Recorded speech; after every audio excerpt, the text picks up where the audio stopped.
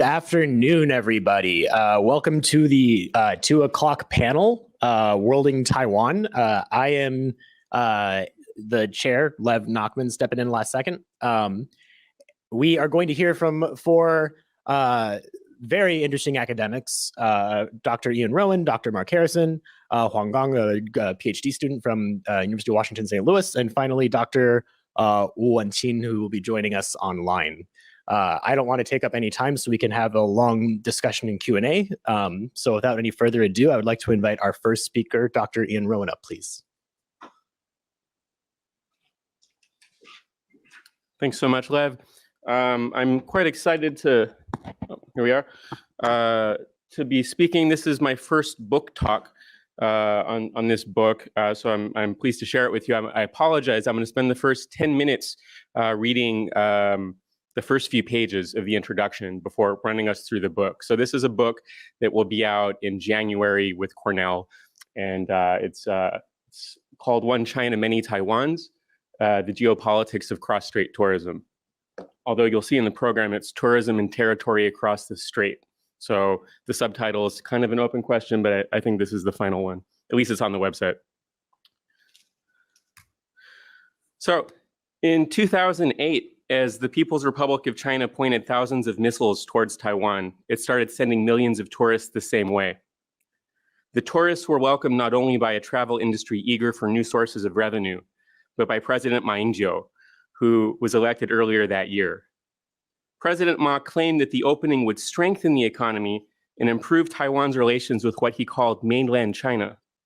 The tourists, said Ma's administration, might return home with a positive impression of Taiwan's democracy, which would lead to mutual understanding and maybe even political reconciliation.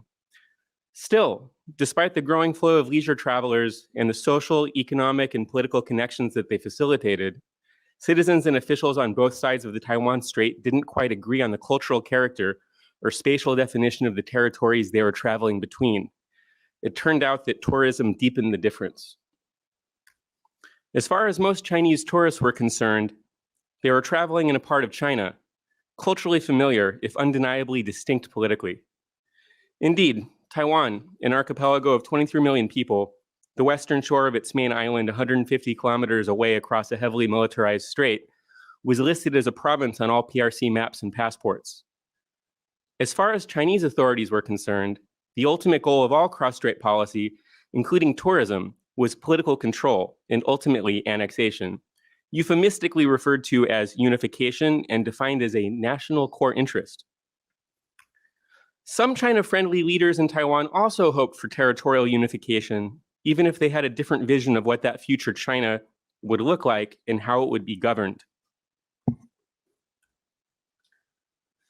However, many people in Taiwan had a different idea, that these mainland guests, or Lu Ke, as they called them, were entering a different country entirely, where they were welcome to spend their money, have a good time, mind their own business, and then go home. For those concerned about PRC irredentism, tourism looked like another one of several weapons aimed at Taiwan's sovereignty. As it happened, at the same time that cross-strait tourism accelerated, so did Taiwanese national identification and pro-independence sentiment, leading to unprecedented protests and electoral shifts against PRC-friendly politicians. A potential for tension should have been clear, for 2008 was not the first time that Taiwan had received a rapid influx of arrivals from China. 60-odd years earlier, at the close of World War II, Taiwan was overwhelmed by weary and desperate soldiers serving the KMT, who were then retreating from the military advance of the Chinese Communist Party. These soldiers and the KMT-dominated state apparatus they propped up occupied Taiwan in 1945 with the support of the US after Imperial Japan was forced to end its half-century of colonization.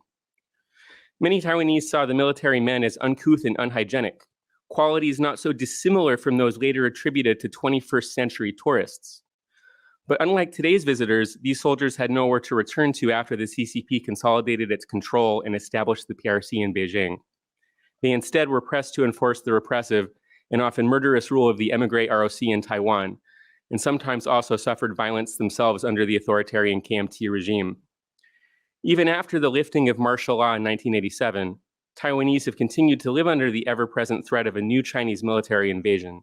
this time from the PRC, whose leaders have pledged to eventually reunify Taiwan by any means necessary. Subtly written into the practice of tourism then, amidst the rhetoric of reconciliation, was the recapitulation of a past military occupation and the foreshadowing of a future assault. Such semiotic excess evokes Jacques Derrida's meditation on the etymological entwinement and transmutable tension between hospitality and hostility, in which he suggests that, quote, for the invited guest, as much as for the visitor, the crossing of the threshold always remains a transgressive step. Taiwan's thresholds are tense, tangled, and constructed through a series of transgressions.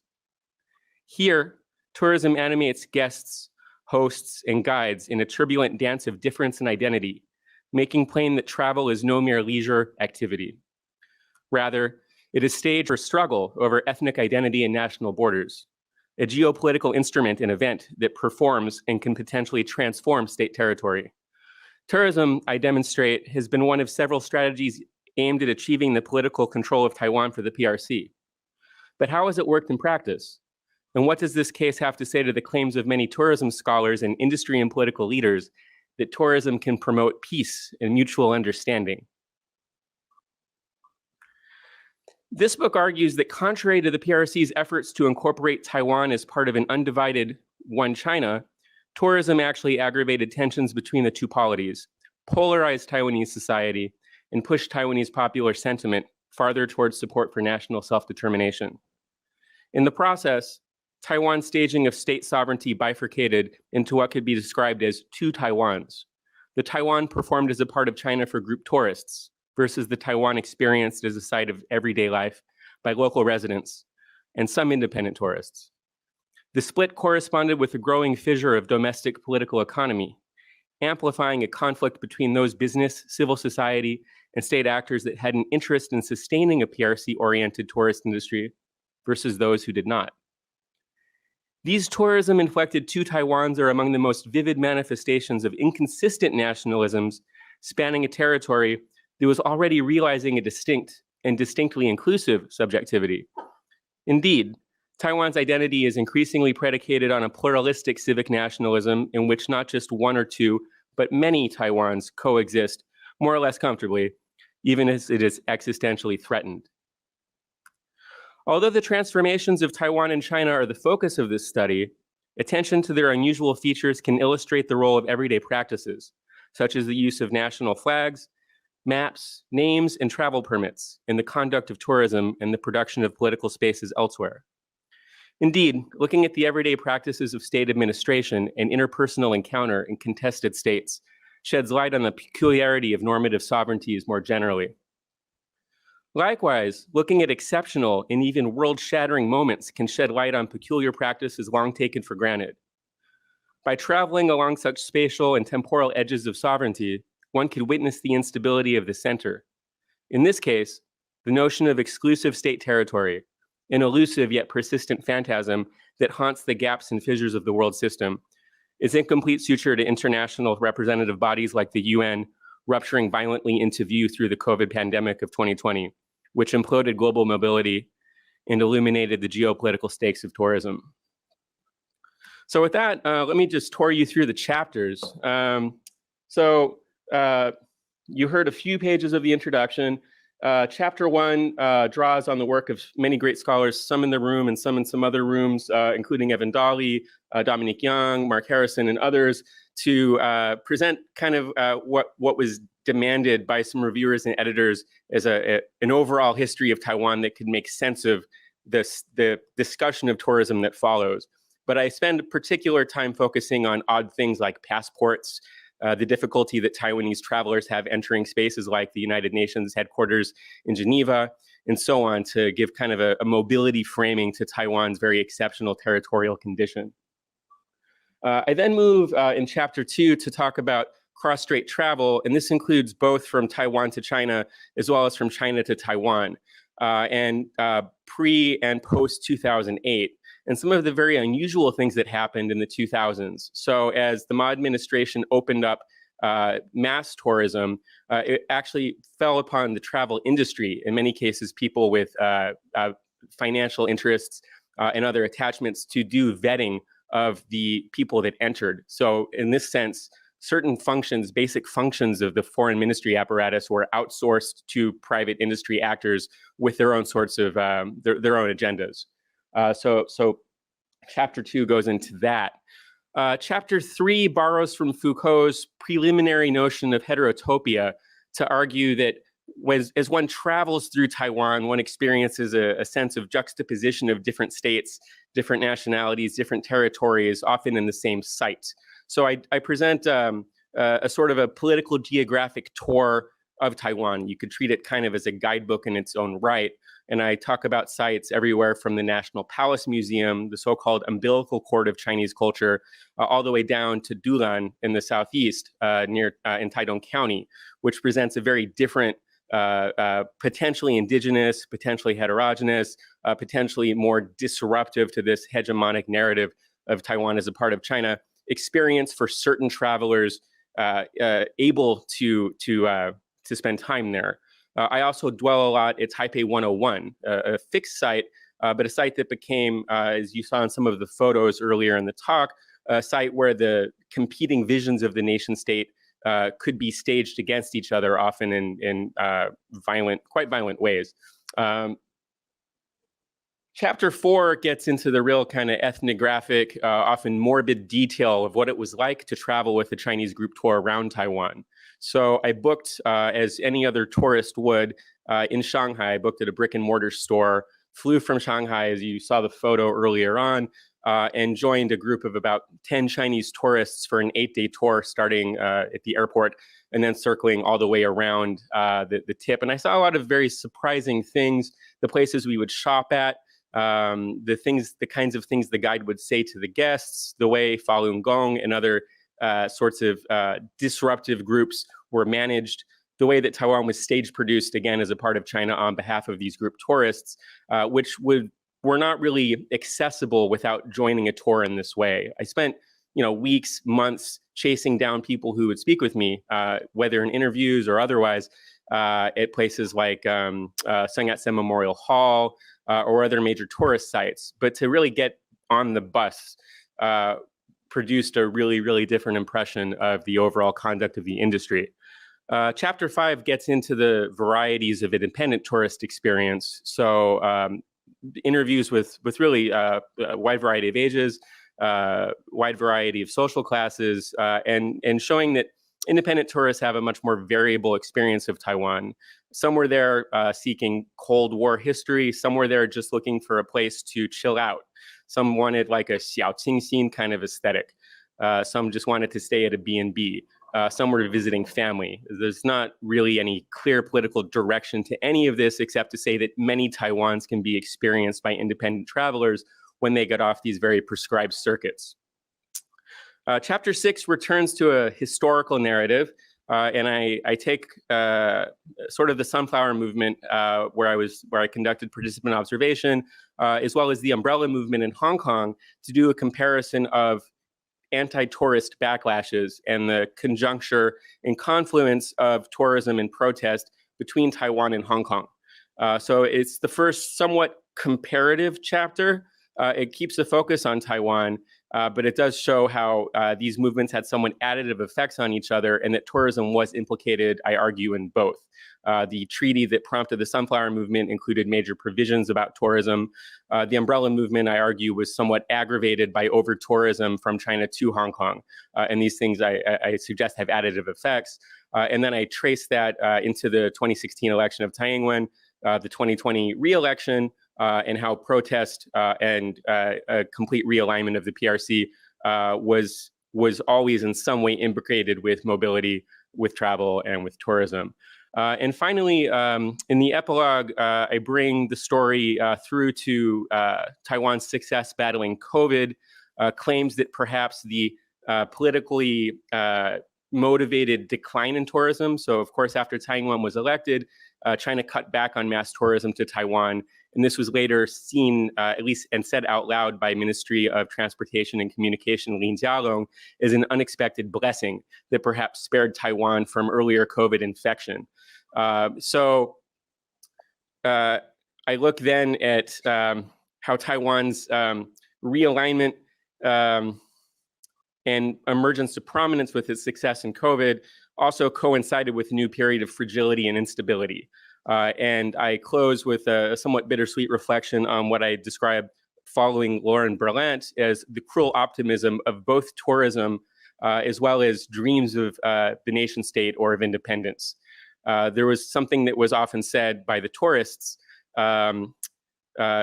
not going to Taiwan will be something to regret. Going to Taiwan would be something to regret always, because they had such a miserable experience. And this is, I think, true of many tourists seeking a dream, seeking some sort of utopic experience, and often coming back disappointed. And I link this back to the shirt of a protester I saw at 101 saying that independence would solve everything. And in both senses, this is an unrealizable dream. And so that's a sketch of the book. It will be out in January, and it will be out open access 18 months after that. But you're all welcome to pre-order it now. Thank you. Thank you so much, Ian. I know we are all very excited to read it once it is finally out. Next up, we have Dr. Mark Harrison.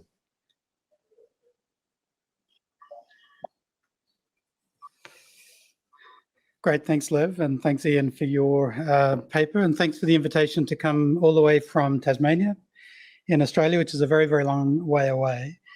So I wrote a paper for the conference, and I took the title of this panel, Worlding, fairly literally.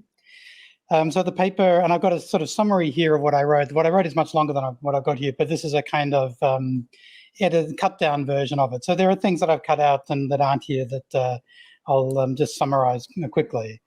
So this paper considers Taiwan's place in the international system as a form of worlding. So worlding is a Heideggerian term, and it addresses notions of temporality, power, the state, ontology, and so on, and the state as subject. And it's also a concept that intersects with some interesting parallel work in international relations theory and international law on statehood, which is obviously very relevant for Taiwan. So the paper is informed by an interesting critique in Taiwan Studies.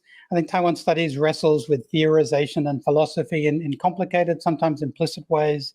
It's a big challenge for Taiwan Studies to know what to do with big bodies of philosophy like Heidegger and Derrida and all of the others. But this paper is also informed by a sense of anxiety about the future of Taiwan. And it is speaking implicitly to the role of Taiwan Studies in responding to that anxiety and that uncertainty. And I'd say being here, I'm struck by the idea that the sense of anxiety that I've been developing over the last couple of years is very mediated by the Australian Academy specifically, and the way Taiwan is spoken about in the context of Australia, the idea of Australia's place in great power competition between China and the US, and the perennial question that we ask as a kind of metaphor for our own identity, which is, would we join the United States in a war over Taiwan against China? And so Australia spent the last couple of years talking about Taiwan continually, but in a way that has really silenced the Taiwanese voice in a very specific way. So I've sort of come here feeling despondent and anxious and somewhat frustrated and despairing about the capacity of the Australian Academy to think about these things. So that's sort of the backstory here. So I'll just work through the points that I've got that are trying to make a kind of Heideggerian sort of reflection on worlding and the international system in Taiwan. So the international system, as in inverted commas, is a metaphor. And it's a metaphor for understanding the distribution of power between states, between nation states across the world. It's a way of thinking about how the world is. So it's a metaphor that bestows meaning on the material reality of the components of the international system that are states, and the standardized modes of their institutionalization. And that's diplomatic recognition, embassies, ambassadors, all of those state instruments that create the international system. And this metaphor of the international system gives meaning to the idea of the world. It's how we think about the world as a concept. And it's how we think about it as a moral and political order. But it's also a relatively static metaphor. It sort of fixes the world in a moment, as it were. But in the Heideggerian notion of worlding, the noun "the world" is turned into a verb, "to world."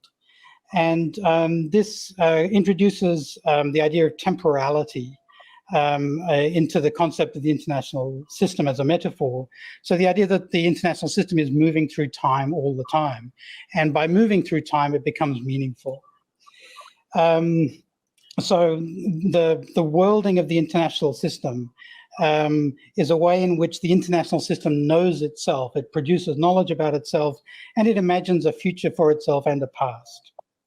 So obviously, Taiwan is not part of this version of the international system. So Taiwan lacks institutional mechanisms of the international system through which it can symbolize its statehood. It doesn't have embassies and ambassadors and so on. So in a sense, the international system is worlding without Taiwan. And Taiwan as a concept has neither entered nor withdrawn from the international system. It sort of exists outside of it, both in space and in time. It's just out of reach of the meaning of this system. So that's drawing upon that vocabulary that you get from Heidegger, but expressed in the existing vocabulary of international relations theory on statehood. This points to what is known as the constitutive school of state recognition, and Lauterpacht is the key figure there. And he argues that in addition to objective criteria, the Montevideo Convention, all that sort of stuff about population and government and capacity to enter into relations and so on, state recognition is granted by other states in a normative process of mutual recognition. So in this version of statehood in IR theory, it intersects with the concept of worlding epistemologically by identifying a form of state subjectivity or international norms in which states recognize other states and exercise a form of implicit vernacular theorization of the meaning of what it means to be a state through their normative state practices. So the difference between the notion of worlding and the international theorization of statehood is an attention to temporality.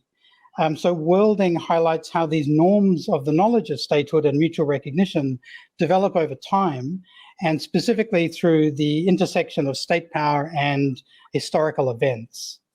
So this takes us to state power in the international system as a system of knowledge. And I won't get too bogged down in this because we do all know all of this history. This addresses the coercive force of the People's Republic of China as a state and the shift in geopolitics from the 50s right into the 70s and 80s as countries switched recognition from Taiwan to the PRC.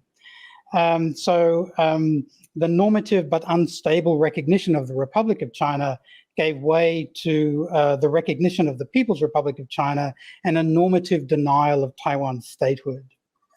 So a theory of the international system, one in which state recognition must be constituted by international norms, affording mutual recognition, is asserted by the PRC, but it's asserted by hard state power aligned with CCP ideology. So worlding then speaks to this interesting coexistence in an epistemological and theoretical sense of the liberal promise of the international system or the rules-based international order with the realist account of state power in an anarchical system. So Taiwan makes visible the hard power of the PRC to exclude Taiwan from the international system through the creation of international norms that validate specific formalisms of statehood as the basis of the international system metaphor. So you see both the realists and the liberals in IR theory being dialectically reconciled by the exclusion of Taiwan. So that a truth about the world as understood simultaneously as a system of hard power and the progressive promise of the international system comes into being in its symbols and institutions, not only while excluding Taiwan, but by excluding Taiwan. So how we understand the world is actually made possible through the exclusion of Taiwan, which I think is a depressing and challenging idea, but I think we get that from the idea of worlding. I won't get too bogged down in some of the history here, because when you look at the story of Taiwan through this time, there are some interesting sort of detours that one can take through this. Taiwan itself, the when you think about this idea of worlding, it's not just the international system worlding. Taiwan itself also worlds. So Taiwan understands the world as a system. And when you look at it from that point of view, you see some interesting dimensions. I've touched upon in the paper the idea of Taiwan as an historical artifact in the international system, as the name Republic of China. And as some of us might know, the UN Charter still has Republic of China in it. It was never taken out in 1971. The Republic of China still sits on the UN Security Council. It is named in the document. It has never been changed. And so Taiwanese leaders, both on the DPP and KMT side, they are fond of invoking the Republic of China as a way of identifying Taiwan as a state. And we often understand that through the lens of domestic politics in Taiwan. But it's also a kind of excavation of the history of the international system. Just heading towards a conclusion, Taiwan then destabilizes the international system as a system of knowledge. It does this in an interesting way in terms of IR theory through what's known as the declarative approach to statehood. And the declarative approach argues that statehood is not a question of mutual recognition. It's a question of objective criteria that are independent of mutual recognition. And of course, Taiwan is a state under those terms. So in this sense, it's not the Republic of China that is the past, it's Taiwan. Taiwan is a priori. It exists as a subjectivity and a system prior to the theorization of statehood as a form of state subjectivity. And in this way, Taiwan then evokes a contest in a kind of epistemic and theoretical sense in terms of the different ways the international system can understand and know itself. I'll just quickly mention a couple of points that I made in the paper, which is the limits of the international system and Taiwan's place in it, and the idea that the international system is not a total metaphor. So it's actually a very incomplete one. And there's a couple of interesting ways in which Taiwan exposes the limits of the international system as a metaphor. One is through technology and global technology supply chains. I talk about in the paper TSMC, the Taiwan Semiconductor Manufacturing Corporation, and the other semiconductor producers in Taiwan who have achieved monopoly status in global technology supply chains. TSMC in particular has become so big that no other company is, not only there's no one else catching up to it, everyone else is falling further behind. In particular, SMIC, the Shanghai semiconductor manufacturer, semiconductor producer, which is now just 1/10 the size of TSMC. So Taiwan is a giant, and China is minuscule when you look at that array of technologies.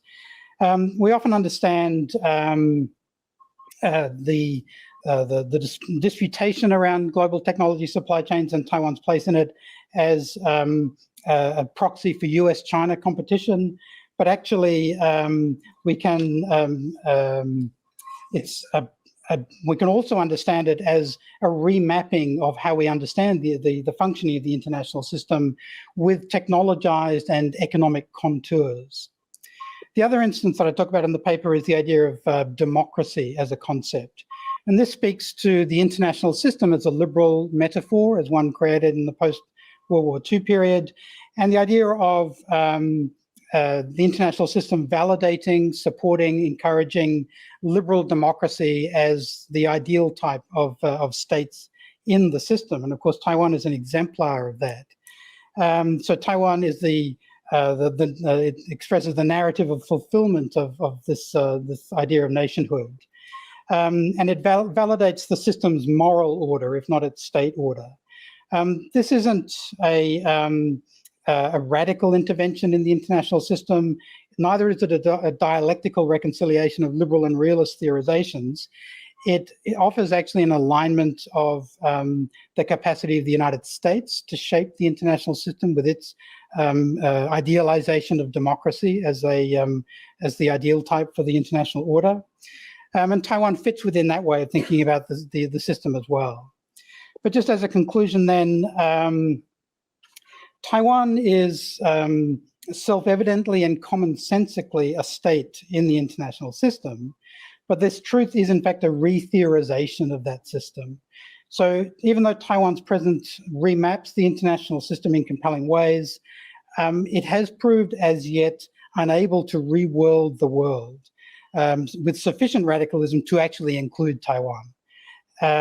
So this points to the challenges, maybe the opportunities that Taiwan faces in keeping those radical possibilities visible, but it also highlights the scale of disruption to the international system that is required for Taiwan to find a commonsensical place in it.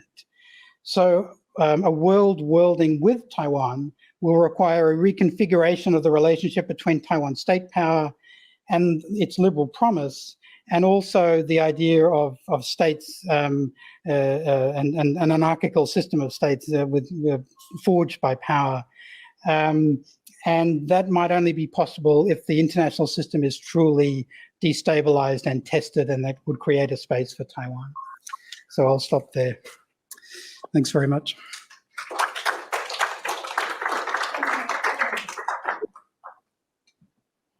Thank you very much, Mark. You used the words anxious and frustrated to describe yourself as a Taiwan scholar, and I feel like there's no two better words to describe how almost all Taiwan scholars constantly feel. I would like to invite next Huang Gang to give their talk.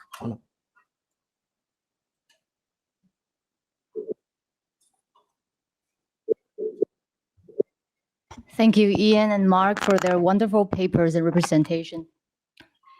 So, talking about worlding Taiwan, what about we see Taiwan as archipelago? And if we see Taiwan as archipelago, what kind of relationship would Taiwan form with other islands? For example, the South Pacific Islands or the other Austronesian cultures. So this paper is a cultural and literary study of Taiwan and Okinawa. The question and methods that I challenge in this paper, the question I challenge in this paper are primarily in the fields of comparative literature and East Asian studies, though the problems I discuss are relevant in all fields. Okay, so traditionally, we tend to talk about Taiwan's colonial legacy in terms of in relation with Japan, or its pre-modern and modern history with China. And we also talk about Okinawa's relation with its former suzerains like China and Japan. And this continental framework only positions Taiwan and Okinawa in a center-periphery framework, or in a vertical nation-state relationship. But what about Taiwan versus Okinawa? How does a horizontal comparative study between these two places yield to? Okay. So in this paper, I compare these two places by using an archipelagic framework to examine their similar colonial and neo-colonial encounters resulted from the Cold War era.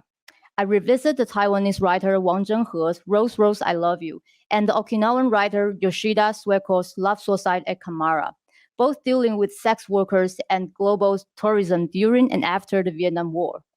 This reading echoes scholar Shu Meishi's relational comparison, or doing comparative literature as relational studies, which links seemingly different places together by, quote, finding various exits and pivots from different perspectives around different thematics and in different scales, end quote.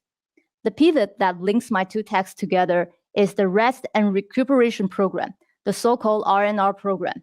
I argue that this program represents an American modernity deployed along the Asian Trans-Pacific that is often ignored or taken as axiomatic.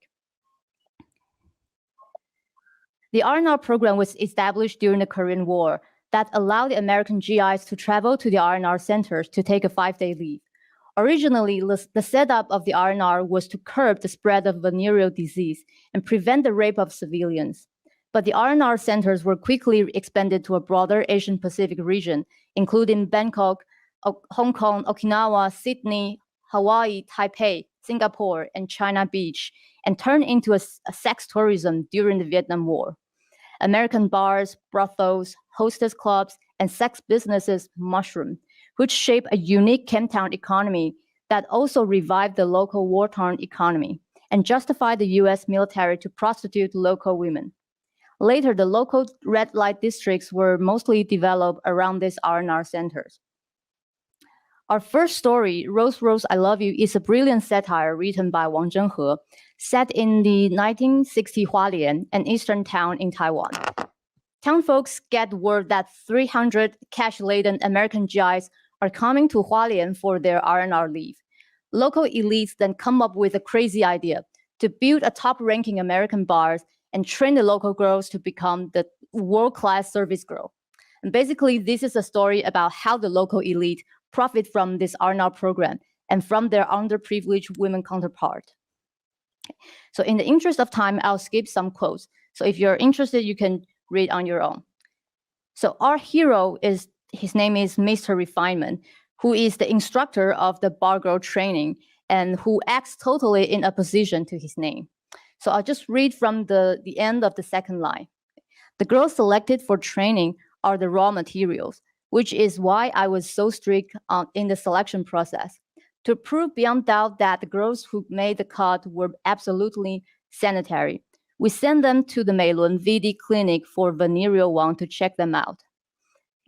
So to imagine and actualize this American modernity, women are regulated, manufactured, and reproduced as raw material in order to activate a sex industry in accord with the world-class standard. And when sexuality is conflated with nationalism, this regulation makes women's sexuality enter the regime of biopolitics. That is, by controlling women's reproductive power, it makes women's sexuality into biopower to entertain the GIs and to earn the foreign currency that this intellectual sees as a way of achieving modernity. On a side note, I can't help but find it familiar to nowadays. The ban against women's abortion turns women's reproductive right into a biopower that serves a religious, moral, political, or whatever purpose. We not only witness the retrogression of history, but history with a capital H always repeats itself in a malicious cycle. So get back to our text. So we talk about sex tourism as some kind of booster for national economy. But our country girls don't even have the slightest clue about foreign currency and modernity. Okay. So they even ask questions like, what the hell is modernity? And what the hell is foreign currency?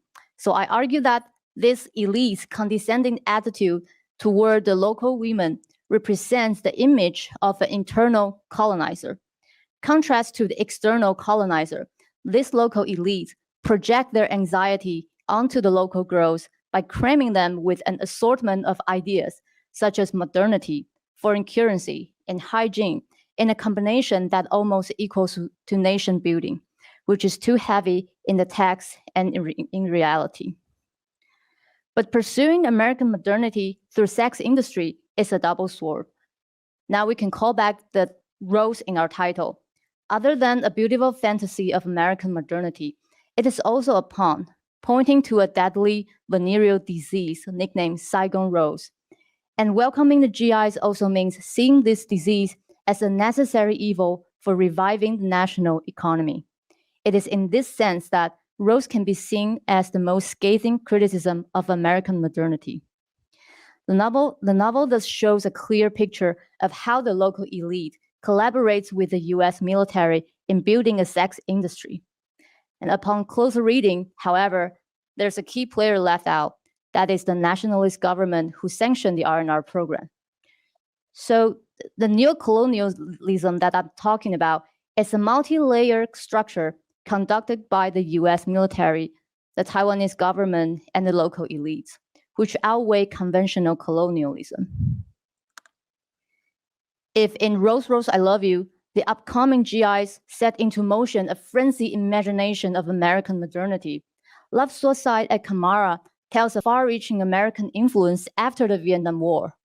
It's a love tragedy between a 58-year-old Okinawan prostitute, Kyo, and an US military fugitive, Sammy, and their double suicide, if not homicide.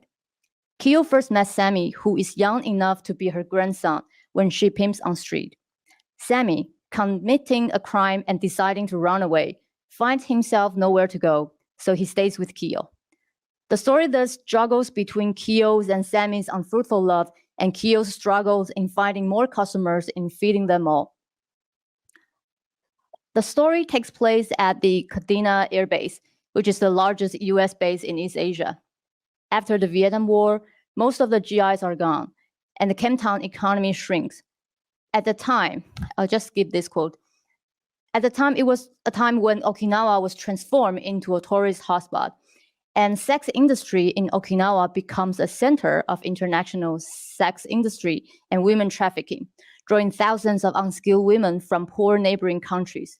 This means that Okinawa women not only had to face the shrinking market, but also had to compete with women from Southeast Asia. I also argued to pay attention to the story's message of anti-war and anti-Americanism.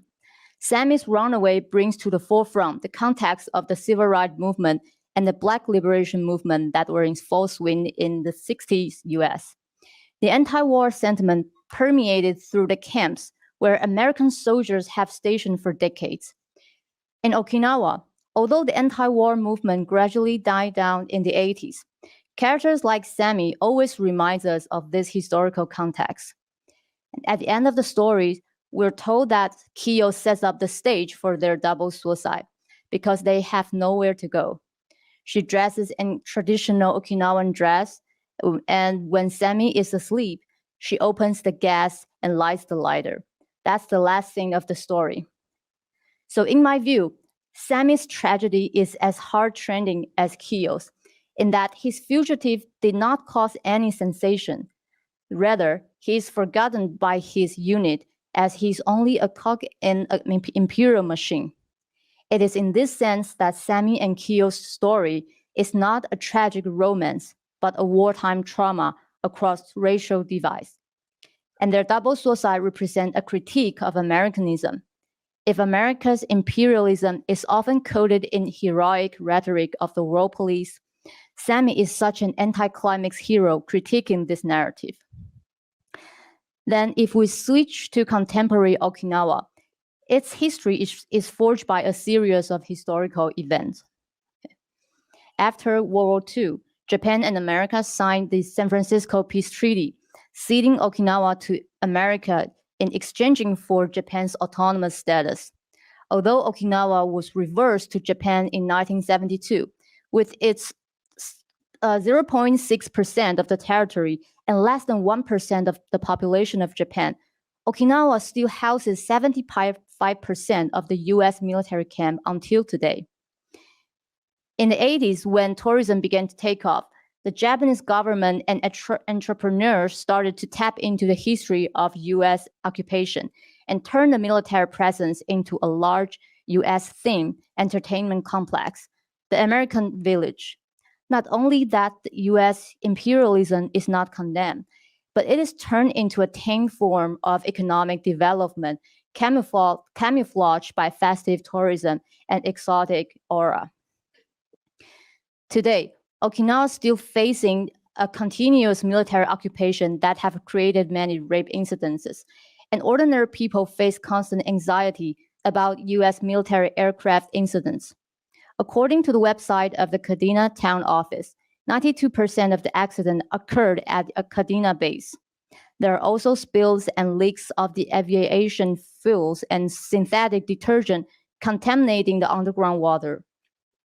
The root cause that Okinawa is so bullied by the US and Japanese imperialism is also due to the fact that Japan is also subjected to a US-Japan security treaty. The nominal independent status of Japan and the US occupation of Okinawa reveal an uncomfortable truth that the Cold War legacy is continued into the present moment. At the end of this paper, I ask, how do we then decolonize Hualien and Okinawa in the post-Cold War era? So I borrow the concept of twofold periphery from scholar Baek Yong-seo. He terms these smaller island states as core sites, locus, or locations, 核心现场. He then examines these locations under a twofold periphery framework. By twofold, he means, in the first sense, periphery involves a fresh evaluation of East Asia as having been stripped of its own subjectivity in Western historical narratives. And the second sense acknowledges the existence of a hierarchy even within the East Asian region, which has cast some countries as periphery, even within the larger periphery. In other words, on the upper level, we have Taiwan and Japan, which are places stripped of their subjectivity during the process of nation building. And on the second level, we have Hualien and Okinawa as the sub-periphery among the larger peripheries. So these twofold periphery perspectives allow us to see that those society and diasporas that have been seen as peripheral in the formation of their nation states because they do not fit into the nation state model. The same here, what I'm trying to do is to carve out an autonomous space for these places to move beyond national history, theoretically and practically. This also echoes with Shumei's relational comparison that transcends the limitation of nationalistic historiography. So the first step of decolonization is naming and analyzing the atrocity resulted from the US-Japanese imperialism. Naming the atrocity doesn't mean to produce more hatred.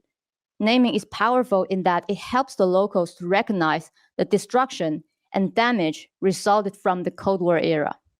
So in this sense, decolonizing Taiwan and Okinawa means to unhook Taiwan and Okinawa from the lure of colonial modernity and neocolonialism created by the Cold War formation. Second, decolonization also means, decolonization doesn't mean victimizing them. I'll say quite the contrary. Decolonization should be, I argue, a sustainable work of social empowerment. There are many ways of doing that, such as defending human rights, designing a better educational curriculum, promoting transitional justice, participated in an anti-base movement in Okinawa, or through academic undertaking, as what we are doing here. And we have to realize the potential of conducting comparative studies among the peripheries or archipelagos. The distance between Taiwan and Okinawa is closer than that of Tokyo and Okinawa. Analyzing them comparatively, we're also studying larger nation states such as Taiwan, Japan, America in the meantime. And I argue that only by departing from an archipelagic and peripheral position can we rediscover their agency and to mobilize, exercise, and theorize this agency into empowering social causes. In the final remark, if you're interested, this is a documentary film about Taiwanese immigrants who migrated to Okinawa before the Battle of Okinawa and stuck there with an ambivalent identity after the war, and how they eventually get back to Taiwan 80 years after. And I hope this paper, as a humble act, can incite more interest in thinking about what we can do to our country folk through academic effort. Thank you.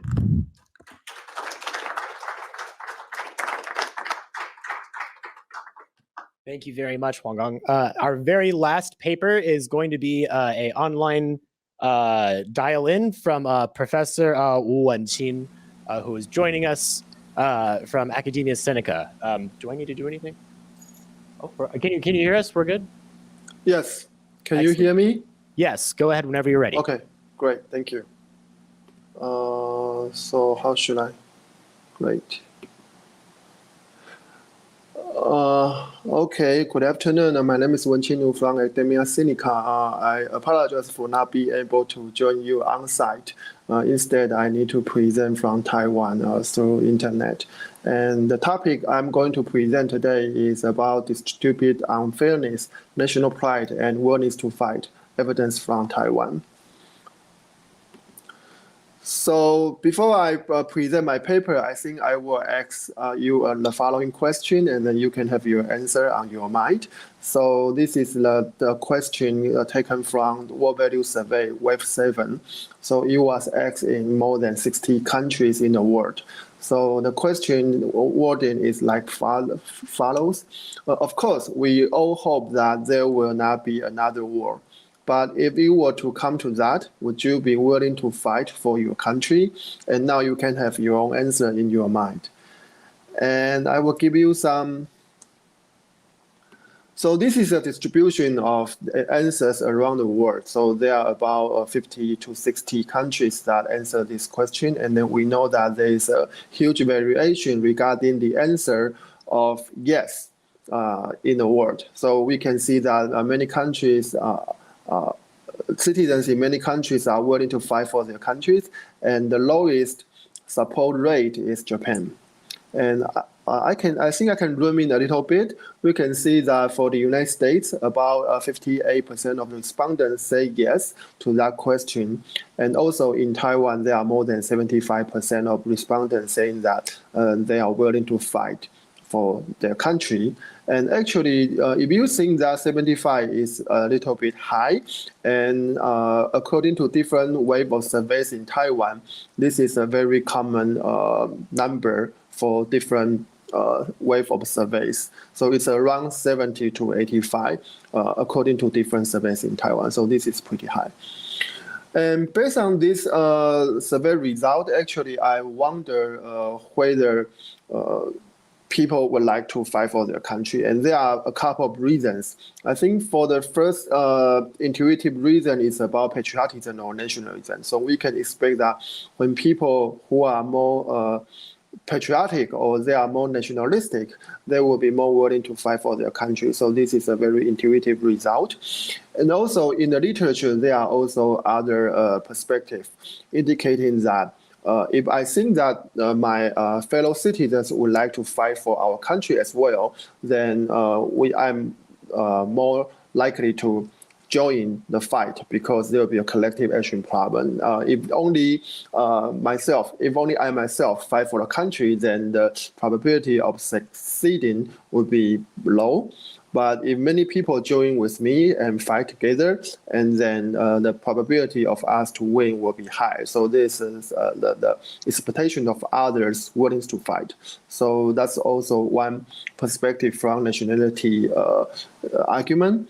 And also there is also another nationality perspective saying that if I'm rich, then I will not be willing to fight for my country. This is very counterintuitive, but it's very straightforward because if I'm rich, then there's a risk of losing my life in the war. In that case, I will not join the fight. Instead, I will pay for someone to fight for me. So in many studies, they show that the inequality will reduce after war, not only because the rich class is going to be downsized due to the war, but also the rich people would like to pay more taxes for the poor people. As a result, poor people would like to fight for the country for the rich. But in my study, so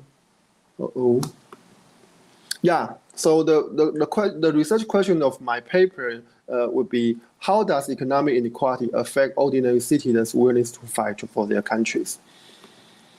And there are some theoretical perspectives. As I mentioned, that higher inequality makes people less willing to fight because, first, rich people are more concerned of their wealth. So they will not be willing to fight for their country. Instead, they can buy themselves out from military services.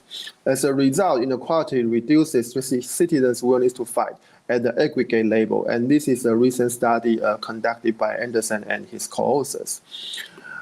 And in this paper, I argue that not only the rich people have lower incentive to fight for their countries, instead, I argue that poor people also have a low incentive to fight for their countries. The reason is that for poor people who are facing a serious issue of economic inequality, they would be less proud of their countries. As a result, they will have no patriotic sentiment. As a result, they will be less likely to fight their country. So in the following minutes, I will show you how I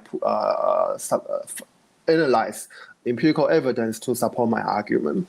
So the key mechanism in my study is that unfair income distribution dampens citizens' national identity and pride, as a conflict between the rich and poor is more intense. So the poor people will not fight for their country if they think that the income distribution is unfair. So I propose the following 4 hypotheses in this paper. First, citizens perceive being more distributive unfairness are less willing to fight for their country. Also, they perceive more distributive unfairness have lower national pride. So this is an intuitive expectation. However, I will show you that citizens with lower national pride are less willing to fight for their country. So there is an indirect effect of economic inequality on individual willingness to fight, especially for the poor people. As a result, I argue that national pride mediates the relationship between the perceived distributive unfairness and individual willingness to fight. So this is the theoretical framework of my paper. So first of all, we start from perceived distributive unfairness, which is induced by economic inequality. So for the direct effect, we know that economic inequality would have a direct effect to lower citizens' willingness to fight. And also, there's a mediator of national pride. So perceived distributive unfairness will reduce national pride. And we know that national pride will increase people's willingness to fight. So when economic inequality, especially distributive unfairness, lower national pride, it will have an indirect effect on reducing individual willingness to fight.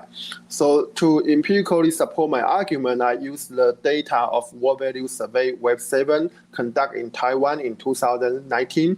So this is a representative sample of 1,200 respondents in Taiwan.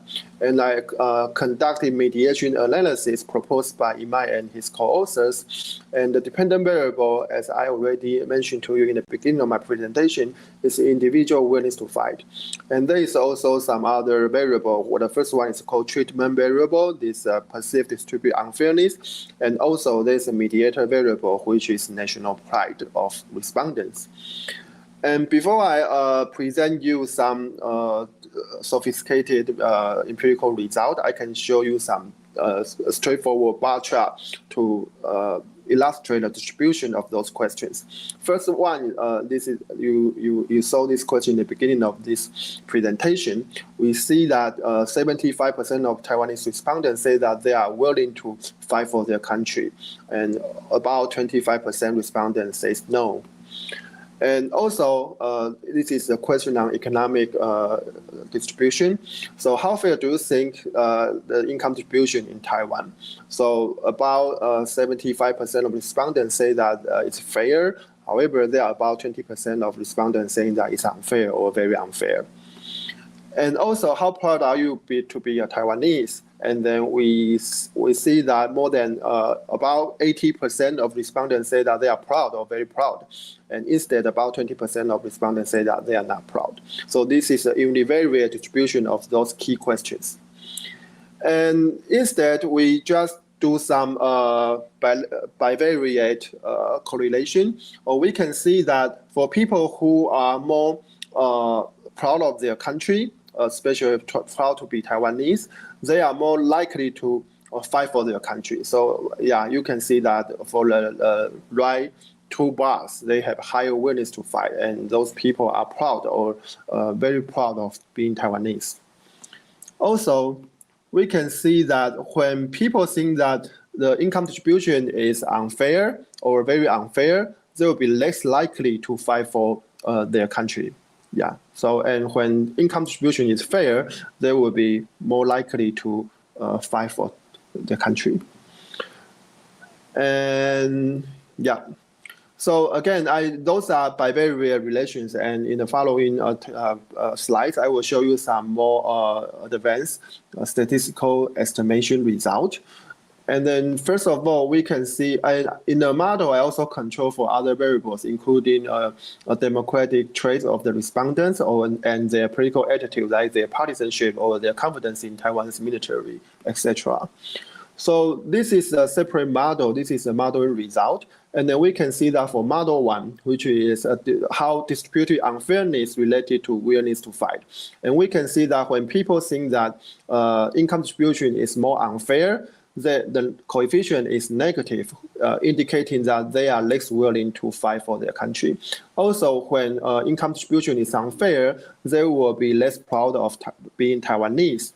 And also, we can see that for the model 3, when people have a higher national pride, they will be more likely to fight for their country. So when we pull them together, we can see that when people have a higher national pride, they will be more likely to fight for their country. Instead, the effect of distributive unfairness will disappear. So in this case, we say that there's a full mediation after we control the mediator national pride in our model. So this is a mediation model. So for model 1 is we don't have control variable in model 1, but in model 2 we have the set of control variable I indicated previously. So we can see that in both mediation models, national pride will mediate the effect of distributive unfairness on individual willingness to fight. So the argument is that when there is a high level of distributive unfairness induced by economic inequality, citizens will have no national pride. As a result, they will be less likely to fight for their country, which is Taiwan. So in a mediation model, this table just shows that on average, the indirect effect of national pride represents 40% of the total effect in model 1, which means that national pride mediate the effect of economic inequality and distributive unfairness on individual willingness to fight. So this is a sensitive analysis. I think I can skip this part. This is just a robustness check to see how my results are robust to different model assumptions. And well, so the findings of this paper is that perceived distributive unfairness has an indirect effect on citizens' willingness to fight. So national pride increases with individual willingness to fight. However, perceived distributive unfairness will decrease their national pride. As a result, perceived distributive unfairness will decrease individual willingness to fight. So the conclusion is that Taiwanese people perceive unfair income distribution will be less proud of being Taiwanese and be less willing to fight. In other words, income distribution matters to first the formation of identity. Also, it matters for national security. So I think I will stop here. And if you have any questions, just raise it or type in the chat box. And I hope that I can join you. Maybe we can see you in Taiwan or somewhere sometime in the future. Thank you very much. Thank you very much, Dr. Wu. Okay, I would like to invite all of our speakers to come on up. You're on The Price is Right. Can I see a show of hands for questions, please? Great. I asked anyone with questions to come on up and speak at the microphone, and just to be wary of how long questions are so we can get to as many questions as possible. Thank you. Question for Huang Gang. Though I really enjoyed all three presentations, but this is a question that comes to mind. I'm curious about the scope of your project. Are you considering other R&R sites, for instance, Hong Kong and Korean bases and their surroundings? The Korean scholar you cite, Professor Pike, might be interested in those, and or it might be peripheral. And if so, how do they fit in the hierarchy? Is there a hierarchy among the bases, or are they all at some sort of similar level within the hierarchical sub-peripheral system? Thanks a lot.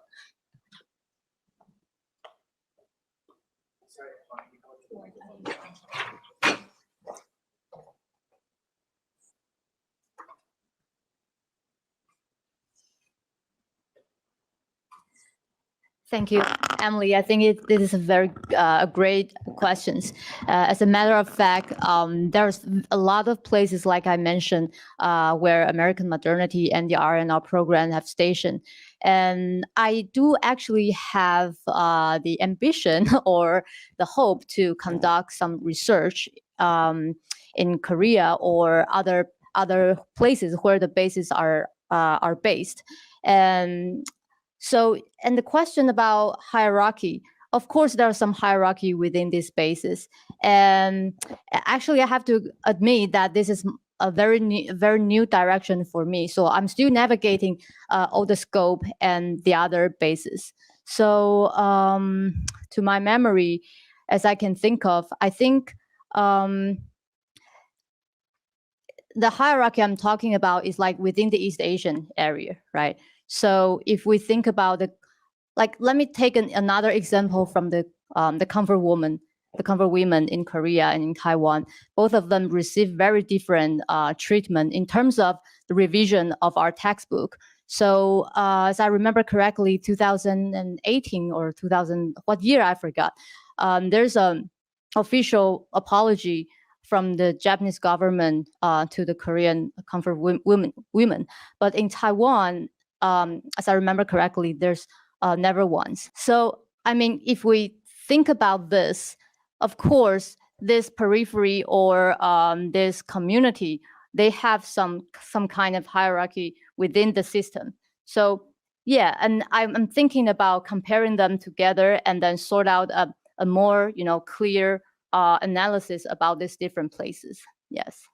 The question I had was whether you had other indirect or direct factors that you think contributes to the people's willingness to fight. You referenced national pride, which is, I think, an interesting variable. And then in your research background, I think you also reference other factors proposed by other researchers about perceptions of other people's willingness to fight that can contribute to a higher willingness to fight. Are there what other indirect or direct factors do you think that you probably don't have the empirical research right now to back that up, but what are some other factors that you think are relevant in regarding this question? Thank you. Thank you. Can you hear me? Yeah. Okay. So there is another factor which is not analyzed in this study, but discussed by other scholars working on this issue. And I think that the commitment of the U.S. to Taiwan security also matters to Taiwanese respondents' willingness to fight. So we know that the U.S. keep a policy of strategic ambiguity to the Taiwan Strait. So the U.S. Does not reveal its intention or its decision when China attacks Taiwan. So in Taiwan, many people are suspicious about the U.S. possible action during the Strait conflict. So there is also other studies showing that when people perceive that the U.S. is more likely to help Taiwan, then they will be more supportive of the Taiwan's de jure independence. So based on that expectation, we can also expect that when people think that the U.S. is going to help Taiwan, then they might be more willing to join the fight because the probability of winning the war will be higher if there's a U.S. help. So that's one possibility of the factor that affecting individual willingness to fight. So that's one. And I think the second one is about the partisanship. Although I control for partisanship indirectly in my model, which is their voting decision in the previous presidential election. However, we know that there is a polarized partisan identification in Taiwan at this moment. So probably for supporters of the Pen Blue camp, they might be more likely to maintain the status quo. So probably they will be less likely to support the conflict between Taiwan and China. But that's also just a conjecture because we don't have the empirical evidence in this study with this sample to show that there is a partisan divide between willingness to fight among Taiwanese people. But I suspect that there might be some, but unfortunately, at this moment, I could not present empirical evidence. So one is so other factors include U.S. commitment to Taiwan issue, and also the other is about the party identification. So thank you.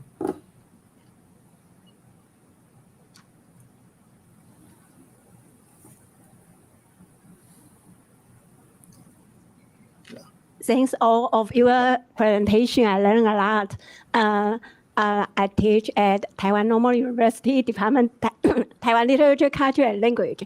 May I ask my new colleagues role? And your methodology is interesting. You have interviewed so many tourists, and then you take part in the tour. Do you have a compare different perspective of the tourists? Some of them are student and scholar, and do they interest in the historical side or visit the museum about the white terrible? And do they write down their travelogue? And yeah, I'm so interested in travel literature. Yeah, and I would like to ask Huang, and your research is meaningful. I'm interested in do research novel. May you give me more fiction about during the Cold War period as a research material? Thank you.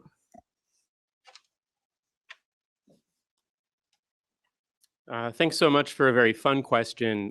First off, perhaps I should have prefaced the talk by mentioning part of what inspired this research was that prior to embarking on graduate study, I actually worked as a tour director within China. So I was taking English-speaking tourists from the US and from Europe across China, and I observed very much how, as a tour guide or a tour director, I was directly mediating their experience. I was narrating the place to them. Now, when I was in Taiwan doing, whether it was ethnographic or participatory research, joining tours or doing interviews with about 60 tourists and then a couple dozen Taiwanese tourism industry workers, as well as some government officials, could see that there was really a startling variety of possible encounters in Taiwan for these tourists. So one example, I start chapter 5 with the blogger Han Han, and you can read his extremely influential blog post, Winds of the Pacific, where he goes to Taiwan and he's swept away by the generosity of the cab driver who returns his lost cell phone. Or his glasses broke, he goes to a glasses shop to get them repaired. They can't fix them on time, but they give him a free pair to use for the weekend. And he's terrified that this is actually the prelude to getting robbed. He thinks that he must be getting cheated because he didn't experience anything like this in China. And he imputes this wonderful warmth and inclusiveness and so on to actually the preservation of the true Chinese culture that had been achieved in Taiwan. And so there's a convergence here with a kind of a KMT cynicization narrative with a nostalgic, jaded, cynical CCP youth story. So that's one example. Another one, someone I met in Shanghai, I was touring around Shanghai. I went to a little shop and I met this young woman who was on her way to Taiwan to be an independent tourist. And she texted me throughout the trip on WeChat. So this is a fun methodology.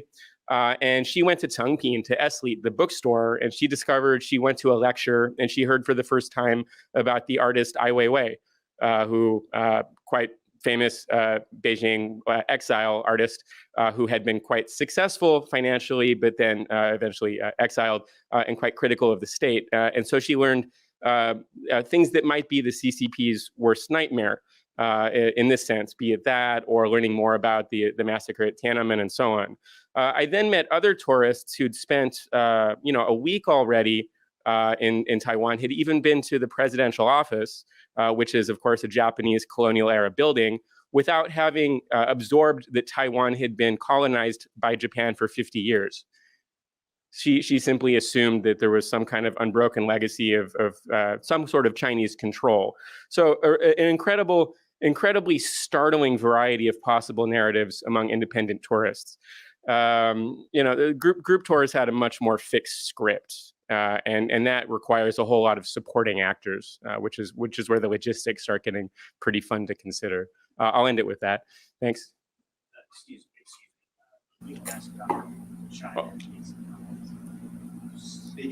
Oh yeah, Dr. Wu, would you like to respond to the question? I thought it was directed to Huang Gang. Oh, okay. Dr. Wu, please. So this is not the question. This is just sorry, I missed first 2 or 3 minutes of your presentation, so I'm not sure about you mentioned this. But actually, my colleagues and I have a paper on Chinese tourists in Taiwan. So basically, our result echo your finding that independent tourists become more friendly to Taiwan after visiting Taiwan compared to those group tourists. So in that paper, we just compare tourists in Taiwan to Chinese citizens who haven't visited Taiwan before. So we show that there is a difference in attitude toward the Taiwan issue between those Chinese tourists and non-tourists located in mainland China. So that's the first comparison. And the second comparison is among tourists by independent tourists or group tourists. We also show that there is a different attitude toward Taiwan after their visit. So just this citation. So yeah. Oh, fantastic! Thanks. Yeah, and we saw your article as well in that paper too. Even better. Thank you. Yeah.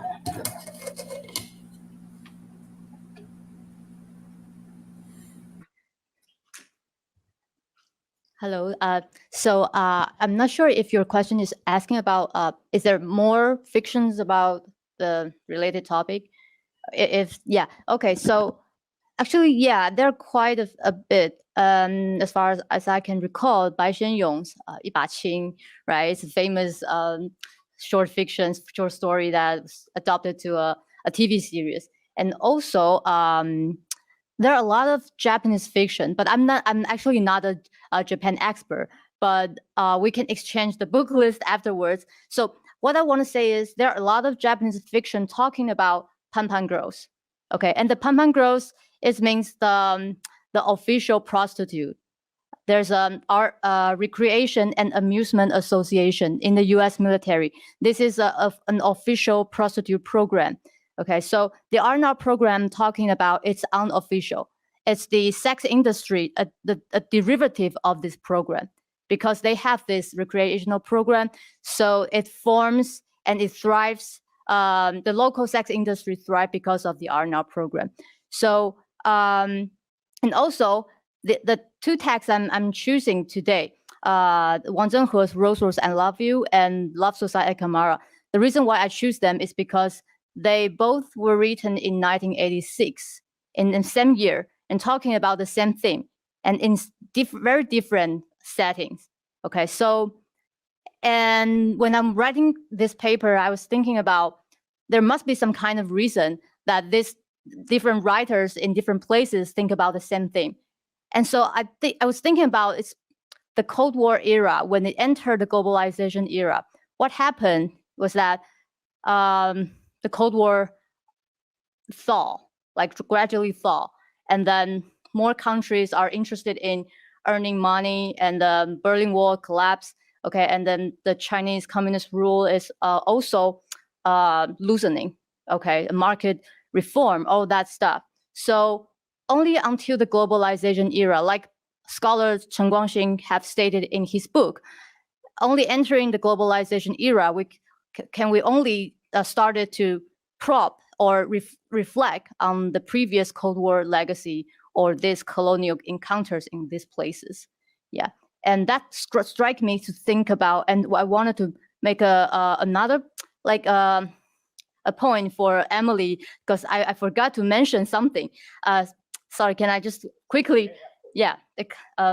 So when we talk about the hierarchy, as I mentioned, there are official and unofficial prostitute. So there are also like the bases in Taiwan are in the Cold War period. The bases in Taiwan are more higher officials, higher classes official coming to Taiwan, because in Taiwan it's a military assistant advisory group. So basically there are more higher officials coming to Taiwan. And the Kadena bases I'm talking about in this paper, there are soldiers fighting in the forefront. So there are more, to be blunt, they have more like urge, for recreations, and then they have more, needs to spend money on the locals, and then that help to boost the local economy as well. So there are many differences. in building these hierarchies. Yeah, thank you. Come on up, please. Thank you.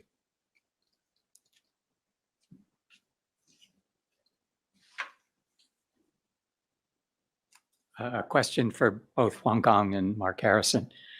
And that is, to the extent that we see a new Cold War emerging or growing US-China tensions, is this more likely to lead to a normalization of Taiwan or a world advancing Taiwan's world link? Is it going to inhibit or make it more difficult for Taiwan to exercise subjectivity to decolonize?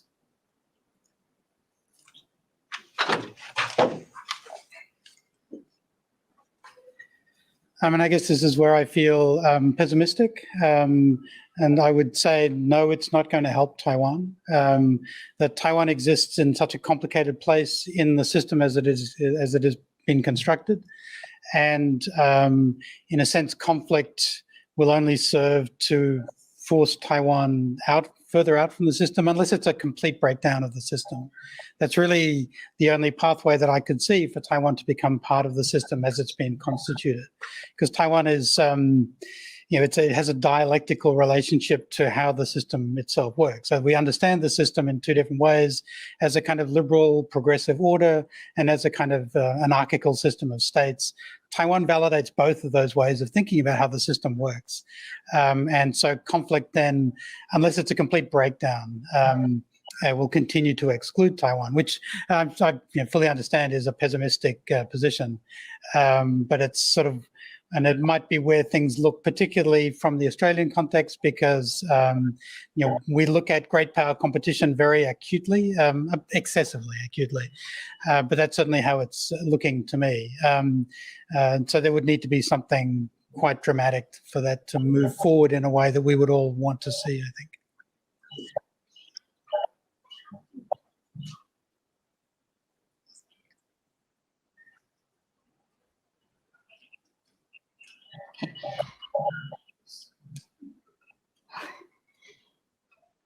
Okay, so I'm not a political scientist nor a sociologist, but culturally, for me, I think I'm quite optimistic.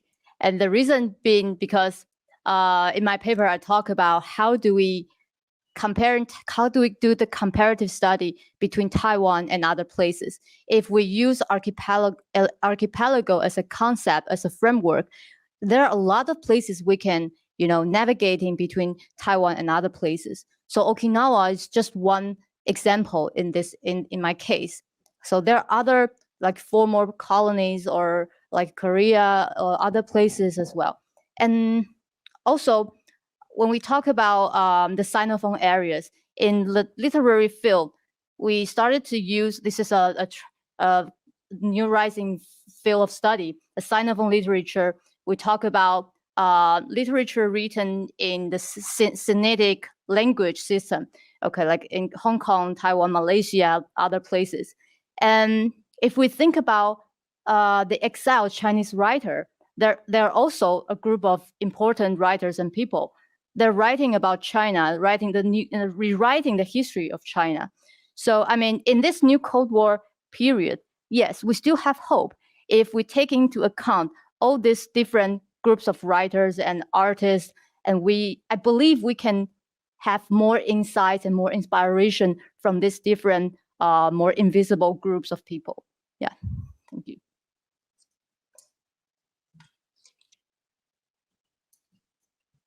I'm going to do the thing where, as a chair, I let myself ask a question. My question's for Dr. Wu. I also do survey work, and I know that we have a lot of debates about hypothetical bias in survey questions. So the entire kind of theory behind asking someone, would you fight in a war, I know is controversial as an overstatement, but there's always a bit of a theoretical skepticism by asking someone if they would put themselves in the shoes of a situation that is completely different from the world they live in and how they would act, and how we should kind of take that hypothetical bias into account when we think through these questions of would Taiwanese fight in a war, especially when that's becoming such a prevalent survey question these days. Thank you. Okay, thank you for this question. It's a very excellent question, and actually we are thinking about possible ways to deal with this issue. So not only because it is a hypothetical one, but also it is a socially desirable one, because people would like to say, yes, I would like to fight for my country. So I think there are two possible ways to address this issue. First one is to see the variance across time and across country. And as I showed to you in the beginning of my presentation, there is a huge country level variation, so that we can see that there are other other factors that can explain the variation. But for the single country, I think another possibility is to use the dynamic comparison, which means that we ask the same question across different time period to see whether there is a change. So suppose that there is the social desirability issue, or there is some hypothetical scenario that will induce some bias in the survey, then we assume that this is maybe constant or in the background information. So if we can trace this question across different time period for the same country, then probably we can capture the factors that might contribute to the variation within the same country. So that's one possibility to go. The other is to use experimental survey. For example, I think I'm going to have a project on how to deal with this issue. So one possibility is that we can use some experimental method. So there's a simple issue like this. So suppose that we ask respondent the question that just I asked in the beginning of my presentation, whether you would like to fight for their country. So this is a direct question. However, if we are using an experimental method, there is a very straightforward way. We divided respondent randomly into two groups. The first one is the control group, and the other is the experimental group. So we can ask them like this question. So for example, if there is a Strait war, how many people around you would join the fight? So that's one. That's the control group. So people can say that from 0 to probably 100, something like that. And for the experimental group, we can ask the following question: if there is a Strait conflict or Strait war, how many people around you, including yourself, will fight for their country? So because for the second experimental group, there is the different wording, which means that including yourself. Then according to some political methodologists, they argue that we can compare the number between the average number between the control group and experimental group, and then we can see that whether people would actually like to fight for their country. So that can deal with social desirability bias. However, for your question on the hypothetical scenario, if we really care about whether there is a gap between the hypothetical scenario and the real world, then we are not able to answer that question at all, because we cannot bring the real world to see whether people would be willing to fight for their country or people would not be willing to fight for their country. So for that case, I don't think there is a possibility to deal with that issue. But for the social desirability issue, we can address that one with experimental survey. Yeah, thank you. Thank you. I'm going to email you after this with some other survey ideas. Any other? We have time for one more question. Yeah, come on up.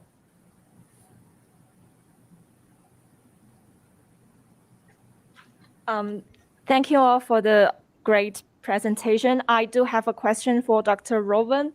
And I'm interested in your argument that tourism actually aggravated tensions between the two polities. I wonder if this argument just apply for Chinese tourism in Taiwan, because I suspect that both Chinese and Taiwanese, they may be more critical or with scrutiny with each other. And I wonder, do you think this can extend to other cases on international tourism, especially the Chinese tourism in the world? Because we know Chinese tourism is the largest number before the COVID. So I just wonder, do you think this argument could be extend to other cases? Thank you. Yeah, thanks so much for a very rich question.